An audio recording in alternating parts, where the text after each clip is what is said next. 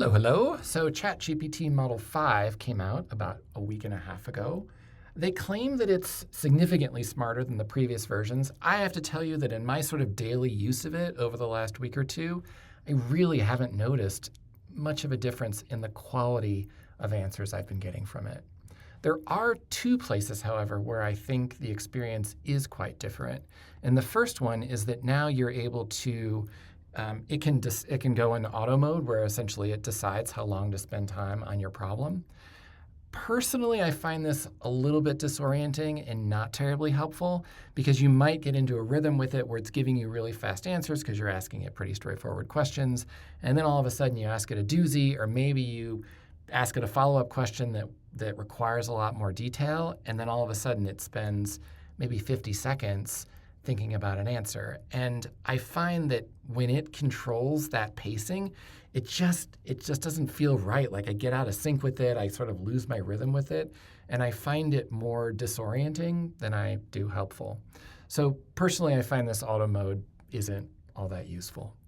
There is one new feature, though, that is pretty remarkable. And it's that now these apps have always been able to write code. But now they really can write full apps for you. So let me give you an example of what I mean by that. So I need to help my daughter learn the piano keyboard, period. Can you write me an app that shows an octave or two of a piano keyboard and then shows notes where the user has to pick the right key and vice versa, period? I'm thinking of sort of a study aid here, period. Obviously, this needs a visual component. So whatever you come up with, make sure it's actually showing a piano keyboard on screen that's interactive. Okay, so it's been a few minutes. It does take it a minute or two to write the code. You can see it wrote something here. It's about 379 lines long. It wrote it in React, and then it offers the ability to run it within the sort of ChatGPT environment. And you can see that from a single prompt, like we have a pretty serviceable tool here, and it sort of works both ways. So first one is it puts a note on screen, and it's asking you to find the resulting note. It also added a sound, so it'll play the pitch.